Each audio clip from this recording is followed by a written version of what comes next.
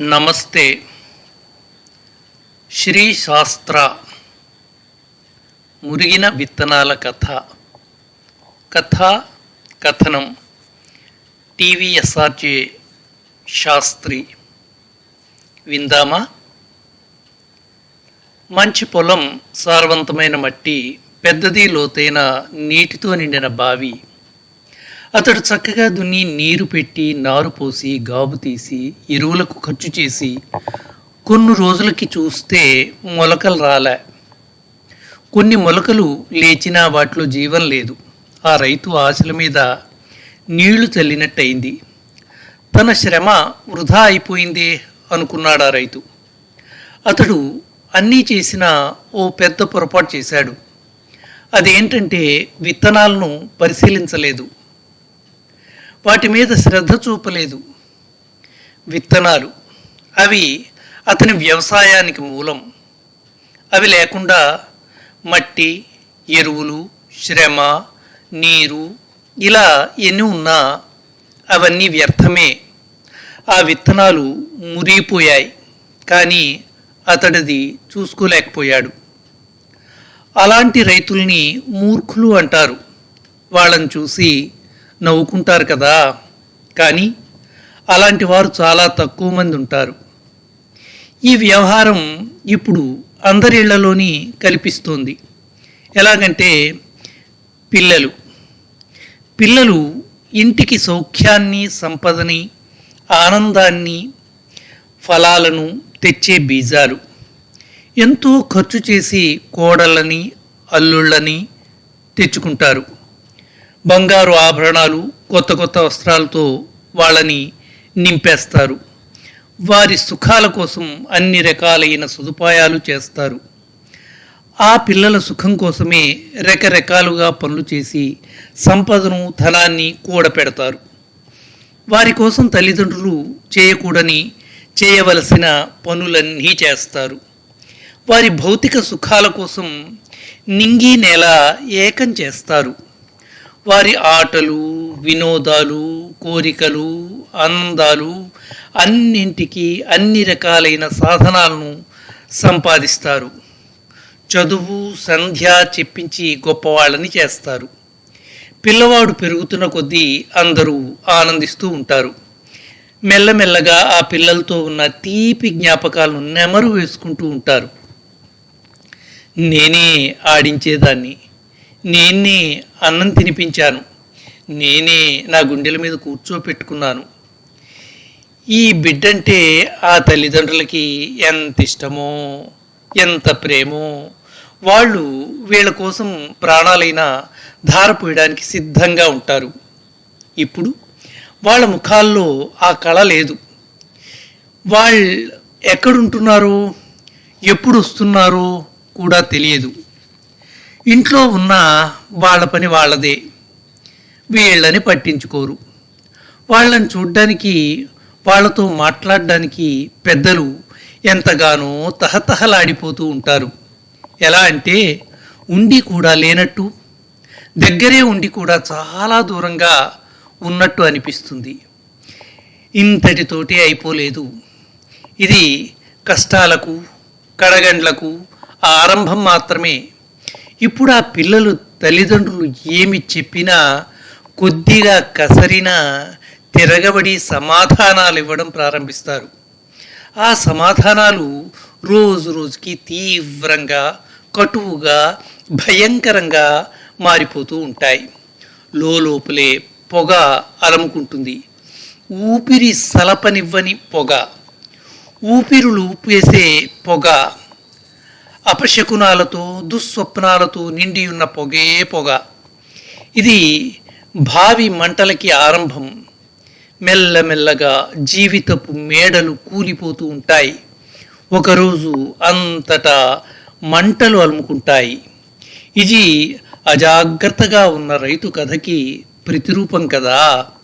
అన్నీ చేసినా విత్తనాలపై శ్రద్ధ పెట్టకపోవడం, దానివల్ల కలిగిన బాధ ఇది. పిల్లలు కూడా జీవిత పొలంలో వేసే విత్తనాలతో సమానం. తల్లిదండ్రులు పిల్లల శారీరక సౌందర్యం, భౌతిక సుఖాలకు ఇచ్చిన విలువ, సమకూర్చే సామగ్రి, వాటి కోసం వాడే తపనలో సగం వారికి నైతిక విలువలనిచ్చే ఆకలిని పెంచడంలో చూపిస్తే, మానవతా విలువలను పెంచడంలో చూపిస్తే ఎంత బాగుంటుంది. కానీ అలా చెయ్యమే. ఇప్పటికీ సమాజంలో మనం మోహావేశాల మధ్య బ్రతుకుతున్నాం. త్రోవలో నడిచే యాత్రికులను అపహాస్యం చేస్తూ కూడళ్లలో భోగోత్సుకులైన స్త్రీ పురుషులను చూస్తున్నాం. ఇదా మన నైతిక జీవన విధానం? దీనిని రక్షించుకోవలసిన బాధ్యత మనకి లేదా? వీరిని సరియైన మార్గంలో పెట్టే ప్రయత్నాలను చెయ్యమా? కానీ సమాజం ఈ విషయంలో ఎందుకనో ఉదాసీన వైఖరిని అవలంబిస్తుంది. కానీ అందరూ దీని గురించే ఇళ్లల్లో చింతిస్తూ ఉంటారు. కానీ ఈ పిల్లలు వినటం లేదు, పట్టించుకోవడం లేదు. ఇది ఒక విస్ఫోటక అవస్థ. దీనిలో అన్ని నిర్మాణాత్మక శక్తులు కుంచుకుని పోతున్నాయి. ఒక సాత్విక స్వభావుడైన మిత్రుడు ఉండేవాడు. సామాన్య గృహస్థు, సమాజంలో మంచి పేరు, భగవద్భక్తి, సాధుపురుషుల యందు శ్రద్ధ, సరళ స్వభావం కల వ్యక్తి. మంచి చెడులు తెలిసినవాడు. భార్య కూడా అదృష్టం కొద్దీ అలాంటి భావాలు కలదే దొరికింది. వారికో పుత్రుడు జన్మించాడు. వాడిని ఎంతో ప్రేమతో ముద్దుగా పెంచారు. శక్తికి మించి ఆ బాలుడి కోసం ఖర్చు పెట్టారు. వాడి ప్రతి కోరికను పూర్తి చేస్తూ వచ్చారు. పళ్ళెత్తు మాట కూడా అనలేదు, కొట్టడం మాటే లేదు. ఇలా పిల్లవాడిలో తామస రాజస ప్రవృత్తి బాగా పెరిగిపోతూ ఉండేది. అది తల్లిదండ్రులు చూసి చూడనట్లు వదిలేశారు. సమయం వాడిని మార్చకపోతుందా అనుకున్నారు. కానీ పిల్లవాని స్వభావం మాత్రం క్రమశిక్షణ రాహిత్యం వలన చెడుత్రోవ పట్టసాగింది. ఎలాగంటే, తండ్రి పేరుని వాడుకొని అతని పరిచితుల దగ్గర డబ్బులు తీసుకునేవాడు. వాళ్ళు కూడా మనవాడి బిడ్డే కదా అని ఇచ్చేవాళ్ళు. ఇలా అలవాట్లు మారి డబ్బు అవసరాలు పెరిగిపోయాయి. ఒక్కొక్కప్పుడు ఇంట్లోనే దొంగతనం చేసేవాడు. ఒకరోజు అవసరాలకి తల్లి బంగారు గాజులు తీసుకుపోయి అమ్మేశాడు. తరువాత మిత్రులు, పరిచితుల ఇళ్లలో దొంగతనాలు ప్రారంభించాడు. ఒకసారి పట్టుబడిపోయి ఇప్పుడు జైలు ఊసలు లెక్క పెడుతున్నాడు. తండ్రి గౌరవంగా బ్రతికేవాడు. అతని తల్లిదండ్రులు కూడా ఒకప్పుడు గొప్పగా బతికిన వారే. ఇప్పుడు కాలం మారిపోయింది. పిల్లవానిది కాదు, తల్లిదండ్రులది. వారికి ఒక మనవడు. వాడికి జాగ్రత్తగా చిన్న చిన్న నీతి కథలు చెప్తూ, మంచి మంచి మాటలు చెప్తూ కాలం గడిపేవారు. కొడుక్కి ఎలాగూ ఇంట్లో ఎలా ఉండాలి, తల్లిదండ్రులతో ఎలా వ్యవహరించాలి, బంధుగణాలతో అతిథులతో ఎలా మాట్లాడాలి, సమాజంలో ఎలా ఉండాలి, డబ్బు ఎలా ఖర్చు చేయాలి, ఎలాంటివి ముఖ్యమైన పనులు, వానిలో శ్రద్ధ చూపించాలి, ఏ ఏ పనులు చేయాలి, వినయం, విధేయత, సాత్విక లక్షణాలు ఏమీ నేర్పలేదు. అందువల్ల ఆ కొడుకు తల్లిదండ్రుల అనారోగ్యం, బాధ, కష్టాలు ఏవీ పట్టించుకోనివాడు కాదు. సరికదా కసురుకునేవాడు, తిట్టడం, విసుక్కోవడం చేసేవాడు. వారు మిన్నకున్న తండ్రి మాటలకి భయపడేవాడు. కానీ కొంచెం పెద్దయ్యాక తండ్రిని నిలదీసేవాడు. నాన్న, తాత మీద ఎందుకు విరుచుకుపడుతున్నావు అని అడిగేవాడు. రాను రాను నాన్న తాతని హింసిస్తున్నాడు, ఇబ్బందులు పెడుతున్నాడు అని తెలుసుకున్నాడు. కోపం వచ్చిన తన తండ్రిని ఏమీ అనలేకపోయేవాడు. కొన్నాళ్లకు మనవడు పెద్దవాడయ్యాడు, పెళ్ళయింది, బాగా ధనం సంపాదించాడు, ధైర్యం పెరిగింది. అయినా ఎన్నడూ పెద్దవాళ్ళను గౌరవించడం, నమస్కరించడం ఎరగడు. అది తల్లిదండ్రులను గౌరవించడం ఎన్నడూ చూడలేదు.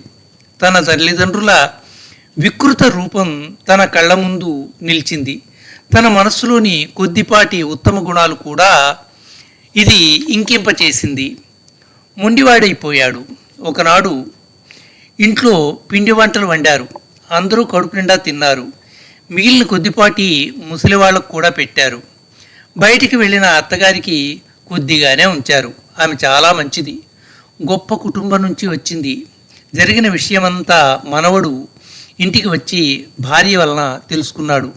కోపంతో తన తల్లిదండ్రులను అనరాని మాటలు అన్నాడు. ఇలా జరగడానికి కారణం వారి ఆచరణే. అదే కోమలమైన పిల్లవాని మనస్సును వికృతపరిచింది. ఇల్లు ముక్కలైంది. తాత మనవడు ఓ గదిలో, తల్లి తండ్రి ఓ గదిలో ఉండసాగారు. వ్యంగ్య బాణాలు, కీచులాటలు, తగువులాటలు, ఇల్లు నరకమైపోయింది. తండ్రి తన తల్లిదండ్రులనే అనుమానించసాగాడు.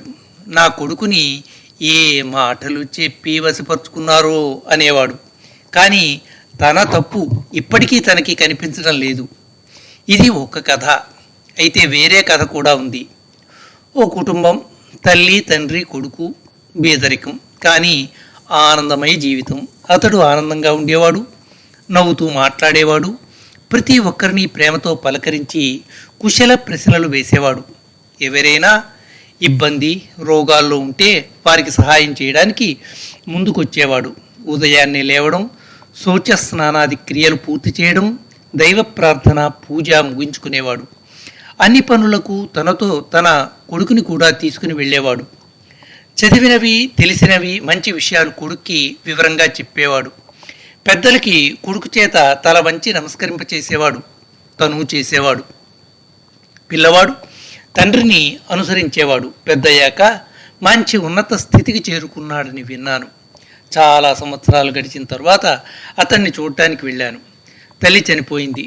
తండ్రి రోగంతో బాధపడుతున్నాడు. కానీ ఆ కొడుకు తండ్రికి చాలా శ్రద్ధగా పరిచర్యలు చేస్తున్నాడు. అతని మలమూత్రాలు తన చేత్తోనే శుభ్రం చేస్తున్నాడు. ఒళ్ళు తడిగుడ్డతో తుడుస్తున్నాడు. కాళ్ళు ఒత్తుతున్నాడు. ఔషధాలను సమయానుసారంగా తాగిస్తున్నాడు. కావలసిన ఆహారాన్ని తయారు చేసి తినిపిస్తున్నాడు. తండ్రికి నలత కలిగితే భగవన్ నామస్మరణ చేస్తున్నాడు. తండ్రి తన కొడుకుని చూసి ధన్యుడనయ్యానని ఎంతగానో పొంగిపోతున్నాడు. వీడు నా వంశోద్ధారకుడని తండ్రి చెప్పుకుని మురిసిపోయాడు. అయినా సరే కొడుకు ఇసుమంతైన అహంభావం చూపించలే. సేవ చేయడానికి సిగ్గుపడలే. సాధారణ నిర్మలమైన వ్యవహారాన్ని చూపించాడు. నన్ను చూడగానే పెద్ద హోదాతో ఉన్నా లేచి నిలబడి చిన్నప్పుడు ఇచ్చిన గౌరవాన్నే ఇప్పుడు కూడా చూపించాడు. తన గొప్పతనాన్ని ప్రకటించుకోలేదు. తండ్రి పడుతున్న బాధను చెప్పి చింతించాడు. కన్నీళ్ల పర్యంతమయ్యాడు. ఇంకా ఏమన్నాడంటే, నా తండ్రి నాకు జన్మనిచ్చాడు, సంస్కారాన్ని ఇచ్చాడు. నేనున్న ఈ పరిస్థితి, గొప్పతనానికి కారణం నా తండ్రి. నా ప్రాణాలిచ్చి ఈయన రక్షించుకున్నా. నా రుణం తీరదని బాధపడుతున్నా. ఆ వినయం, ఆ విధేయత, ఆ మృదు స్వభావం అనిపించాయి. అతడు తన జీవితంలో నేర్చుకున్నది తన క్రియల ద్వారా రుజువు చేసి చూపించాడు. ఎంత గొప్ప విషయం! ఇలా కొన్ని ఉదాహరణలు ఇంకా ఎన్నో చెప్పగలం. కానీ ఉన్నత సంస్కారాలు కల పిల్లలు రోజు రోజుకి తగ్గిపోతున్నారు. ప్రజలకు కూడా అలాంటి సంస్కారవంతుల ధ్యాస లేదు.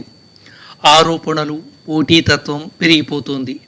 సంస్కార రాహిత్యం, సంస్కార రహిత పిల్లల వల్ల గృహ జీవనం, అలానే సామాజిక జీవనం కూడా చెడిపోతుంది.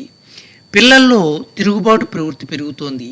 కాబట్టి కలిసిమెలిసి ఉండడం కోసం, కుటుంబం, సమాజం శాంతిగా మెలగడం కోసం పిల్లలను నిర్మాణాత్మకమైన సంస్కారాలను కలిగించవలసిన బాధ్యత తల్లిదండ్రులదే అని తెలుసుకోవాలి.